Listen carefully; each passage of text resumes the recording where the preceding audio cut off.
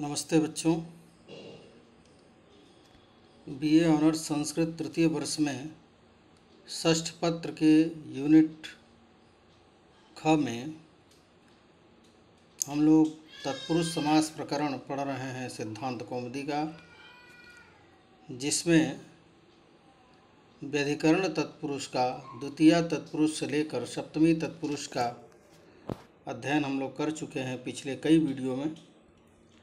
आज हम समानाधिकरण तत्पुरुष पर चर्चा करेंगे। मैं doctor Satyendra Pandey, assistant professor, Sanskrit विभाग, जगजीवन कॉलेज, वीर कुंवर सिंह विश्वविद्यालय, आरा। समानाधिकरण करने वाला जो पहला सूत्र है वह है पूर्वकालिक सर्वजरत पुराण नव केवलाः समानाधिकरणेन। ये सूत्र कहता है कि पूर्वकाल, पूर्वः कालो यस्य सः पूर्वकालः, अर्थात पूर्वकालिक जो शब्द होगा, पूर्व काल में किए गए जो कार्य होंगे, उस कार्य को बतलाने वाला जो शब्द होगा, उसके साथ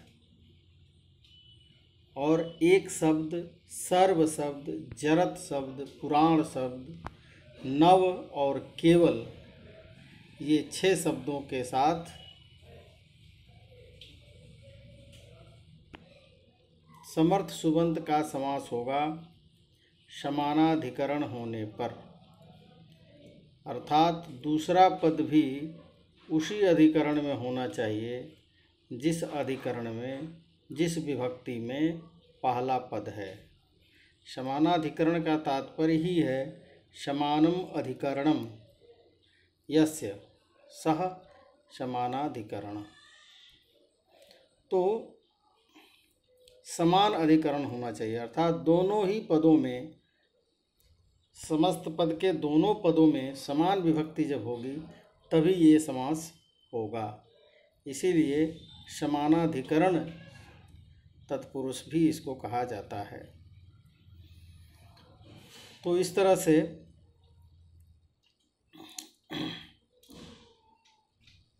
कहते हैं विशेषणम विशेष्येण इति सिद्धे पूर्व निपात नियमार्थम सूत्रम।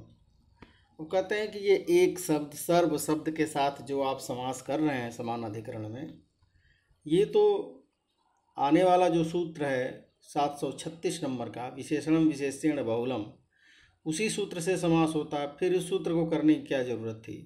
वो भी समानाधिकरण का ही सूत्र है, तो उसी सूत्र से समास हो सकता था। फिर इस सूत्र को, इतने बड़े सूत्र को रखने की क्या ज़रूरत थी? तो कहते हैं कि विशेषणम विशेष्येण बहुलम, ये जो सूत्र है, जब इस सूत्र से समास होता तो समास के समासिक पद जो दो होते, वो दोनों में से किसी का भी पूर्व निपात हो सकता था, बहुलकात। तो इस सूत्र को, ये सूत्र रखने का प्रयोजन है, सबसे बड़ा प्रयोजन ये है कि पूर्व निपात, इन पदों का ही पूर्व निपात हो, इसलिए ये सूत्र पढ़ा गया। कहते हैं अच्छी बात है, लेकिन एक शब्द क्यों रखा गया? एक शब्द का समास तो दिक् संख्ये संज्ञायाम इस सूत्र से हो सकता था। तो कहते हैं हाँ हो सकता था, लेकिन दिक् संख्ये संज्ञायाम केवल संज्ञा मात्र में करता है, अर्थात समस्त पद संज्ञावाचक होना चाहिए। लेकिन यहाँ जो एक शब्द ग्रहण किया गया, इसका मतलब है कि जहाँ संज्ञा न भी हो वहाँ पर भी समास हो जाए, इसलिए एक शब्द का ग्रहण किया गया। तो इसलिए कहते हैं एक शब्दस्य दिक् संख्ये संज्ञायाम इति नियम बाधनार्थम च। इस नियम को बांधने के लिए कि हम संज्ञा में ही संख्यावाचक और दिक्वाचक का समास होता है, ये जो नियम है, इसको बांधने के लिए एक शब्द का प्रयोग किया गया। प्रयोग बनाते हैं पूर्वम स्नातः पश्चादनुलिप्तः स्नातानुलिप्तः। ये पूर्व काल का उदाहरण देते हैं। यहाँ पूर्व काल से तात्पर्य है पूर्व काल में स्थित जो वृत्ति, वो है पूर्व काल। अर्थात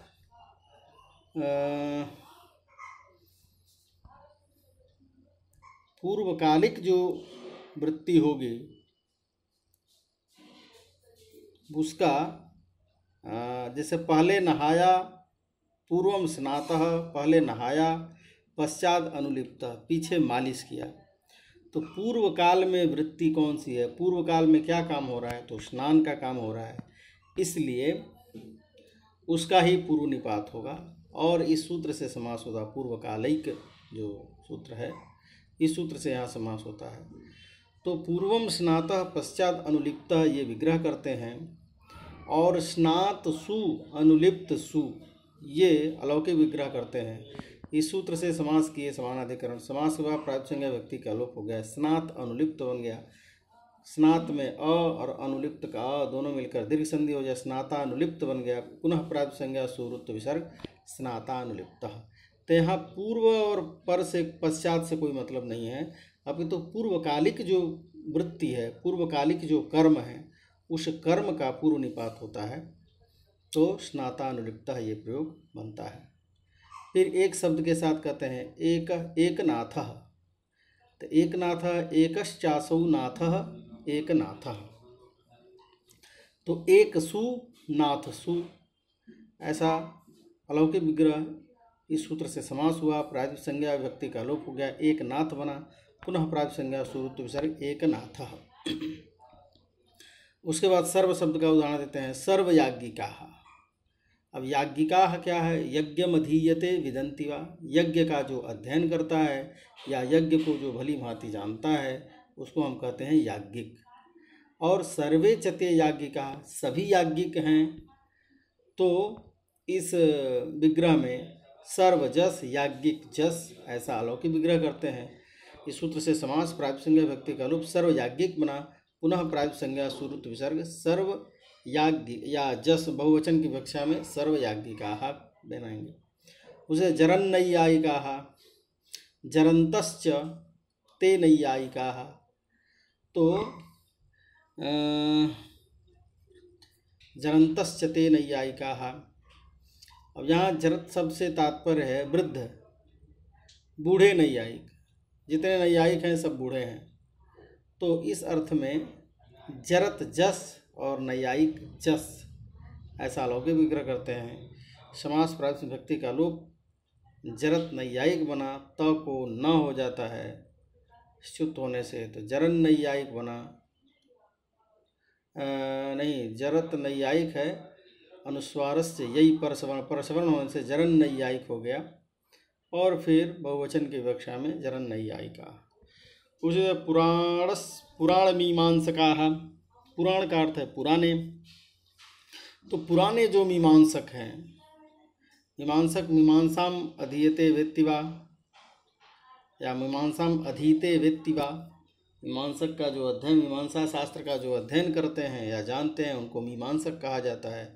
और जो पुराने मीमांसक हैं उनके लिए शब्द आएगा पुराण मीमांसकाः। तो पुराणाश्चते मीमांसकाः, पुराण मीमांसकाः। तो पुराण जस मीमांसक जस, अलौकिक विग्रह इस सूत्र से समास प्रातिपदिक संज्ञा विभक्ति का लोप पुराण मीमांसक हुआ, और बहुवचन की विवक्षा में जस लाकर पुराण मीमांसकाः। उसी तरह से नवपाठकाः, नवचते पाठकाः, नवपाठकाः। नए पाठक कहते हैं पाठयति इति पाठकः, यानी अध्यापक जो पढ़ाता है वह पाठक है। और यदि वो नया नया है तो उसके लिए प्रयोग आएगा नवपाठकाः। नवचते पाठकाः नवपाठकाः। तो नवजस पाठक जस, इस सूत्र से समास प्रातिपदिक संज्ञा विभक्ति का लोप, नवपाठक बना। बहुवचन की विवक्षा में जस सुवृत्त विसर्ग जस और नवपाठकाः बना।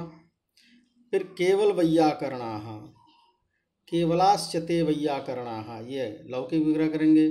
केवल जस वैयाकरण जस, अलौकिक विग्रह इस सूत्र से समास प्रातिपदिक संज्ञा विभक्ति का लोप, केवल वैयाकरण, बहुवचन की विवक्षा में जस और केवल वैयाकरणाः।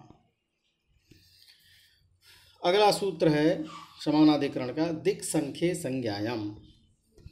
कहते हैं दिक् दिशावाची और संख्यावाची शब्द का समर्थ सुबंत के साथ समास होता है संज्ञा में। उस पद से संज्ञा का बोध होना चाहिए।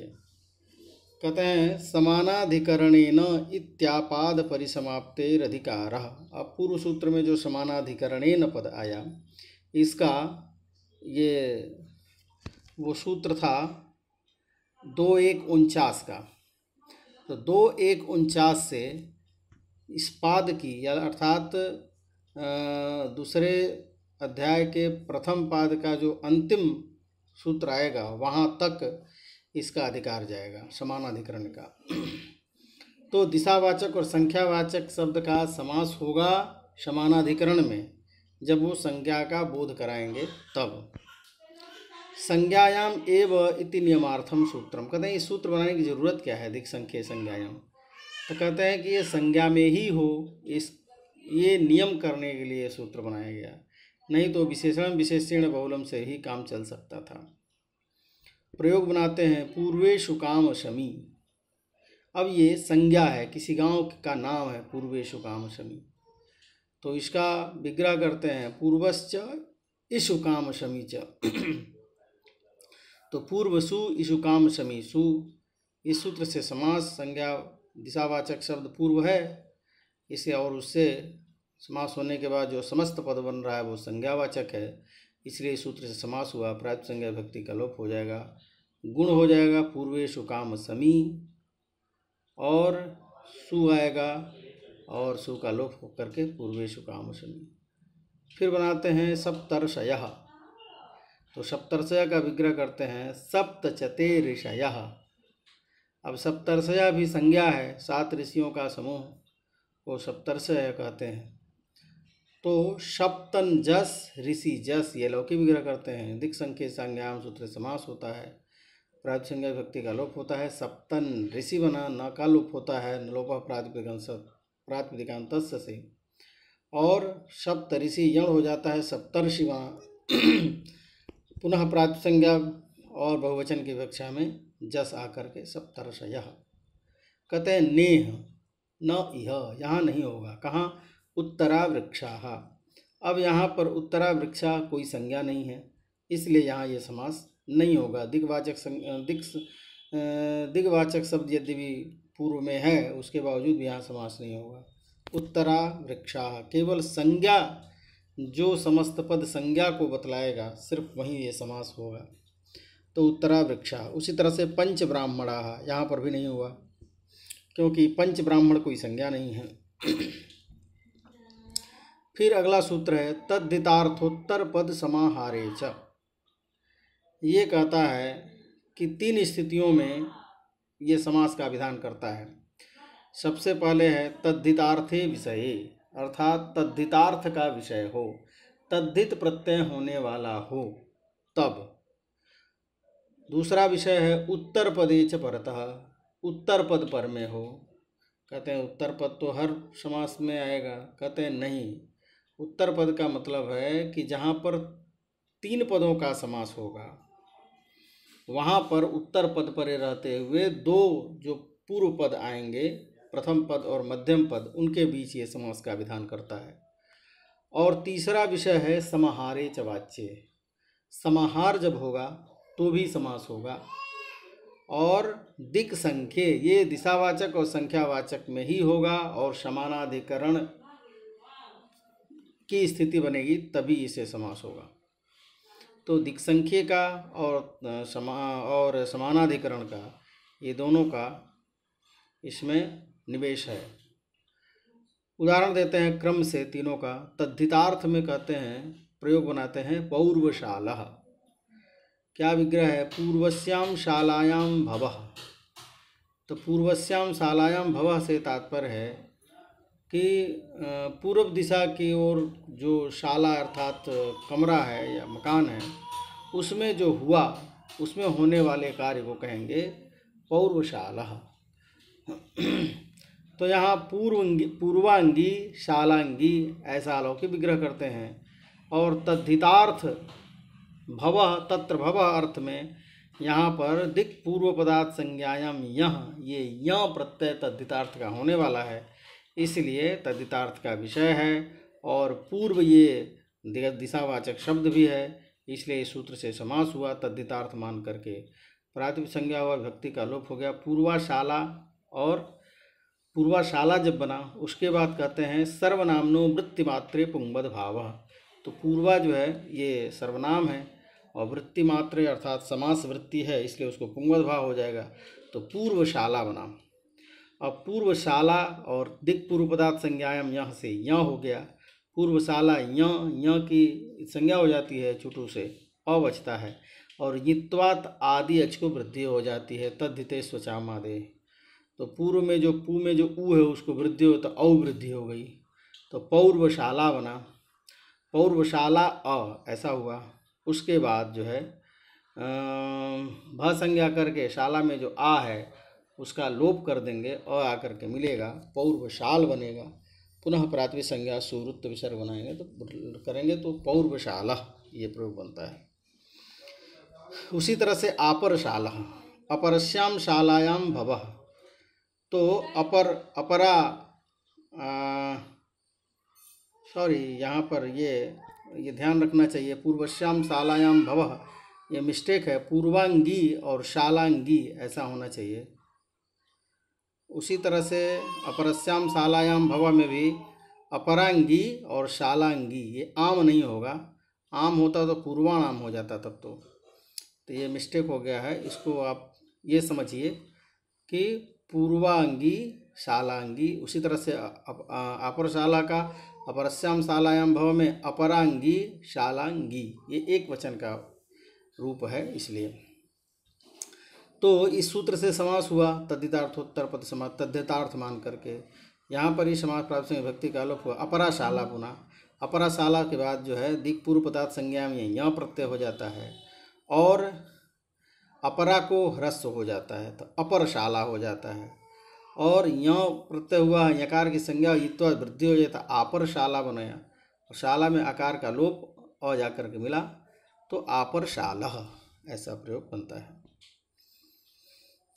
अब उत्तर पद का उदाहरण देते हैं। पूर्वाशाला प्रिया यस्येति तद्धितार्थोत्तर पद। अब उत्तर पद का उदाहरण देते हैं।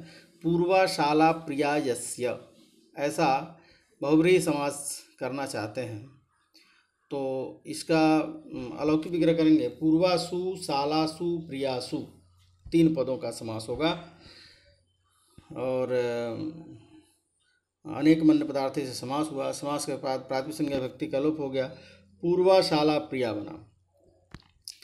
अब उसके बाद पूर्वा और शाला का समास होगा तद्धितार्थोत्तर पद समाहारे च, इस सूत्र से। कहते हैं क्या फर्क पड़ता है, आपने बहुब्रीहि समास तो कर ही दिया। कहते हैं नहीं, अगर हम तत्पुरुष समास नहीं करेंगे तो स्वर में दिक्कत आएगी। अगर तत्पुरुष समास कर देते हैं तो यहाँ पर पूर्वाशाला, शाला में जो आ है वो उदात्त हो जाता है, और नहीं करेंगे तो फिर जो है अंतोदात्त होगा बहुब्रीहि मान करके। तो ये एक विशेष स्वर का प्रयोजन है, इसलिए पहले बहुब्रीहि समास करने के बावजूद भी पूर्वाशाला में हम तद्धितार्थोत्तर पद समाहारे च, इस सूत्र से तत्पुरुष समास करते हैं। और तत्पुरुष समास होने का एक और प्रयोजन होता है, एक तो पूर्वा का ह्रस्व हो जाएगा तो पूर्वशाला बना, और उसके बाद जो है पूर्वशाला प्रिया बना, पूर्वशाला प्रिया। उसके बाद जो है पूर्वशाला प्रिया बना, पुनः प्रातिपदिक संज्ञा करके सु लाएंगे और प्रिया को ह्रस्व कर देंगे तो पूर्वशाला प्रिय, ऐसा प्रयोग बनता है। समास का फल ये हुआ कि पूर्वशाला में जो आ है वो उदात्त हो गया। अगर इस सूत्र से समास नहीं करेंगे, केवल बहुब्रीहि समास करेंगे तो फिर स्वर में अंतर आ जाएगा, प्रयोग में तो कोई अंतर नहीं आएगा। दिक्षु समाहारो नास्ति अनभिधानात्। अब यहाँ दिशावाचक का समास नहीं माना जाएगा, क्यों? अनभिधानात्। फिर आगे कहते हैं संख्यायास तद्धितार्थे। अब संख्यावाचक शब्द पूर्व में है और तद्धितार्थ का विषय है। ये दो विषयों में भी समास होता है। षण्णाम मातृणाम अपत्यम षाण मातुरः। 6 मातृकाओं का जो पुत्र होगा उसको कहते हैं षाण मातुरः। तो अब यहाँ पर जो है षड आम और मातृ आम तद्धितार्थ का विषय है। संख्यावाचक पूर्व पद में भी है। तद्धितार्थो तत्पद समाहारे च सूत्र से ही समास होगा। समास के बाद प्रातिपदिक संज्ञा विभक्ति का लोप हो जाएगा। तो षण्णाम मातृणाम अपत्यम। अब यहाँ पर षड आम मातृ आम ये अलौकिक विग्रह हुआ और तद्धितार्थो तत्पद समाहारे च तद्धितार्थ मान करके समास हुआ। प्रातिपदिक विभक्ति का लोप हो गया, षड मातृ बना। अब यहाँ पर षड मातृ जब हो गया तो मातृत संख्या संभद्र पूर्वायाः एक सूत्र आता है तद्धितार्थ में, तद्धित में। वो एक तो मातृ में जो री है उसको ऊ का आगम करता है, रपर कर देता है, और आदि अच को वृद्धि भी होती है। तो षाड मातृ बन गया। ड और म है तो अनुस्वारस्य यही परसवर्ण संधियों के षाड मातृ हो गया। ऊ का भी हो तो षाण मातुर बन जाता है, षाण मातुरः। तो ये षाण मातुरः का अर्थ होता है भगवान कार्तिकेय 6 मातृकाओं ने उन्हें वो किया था।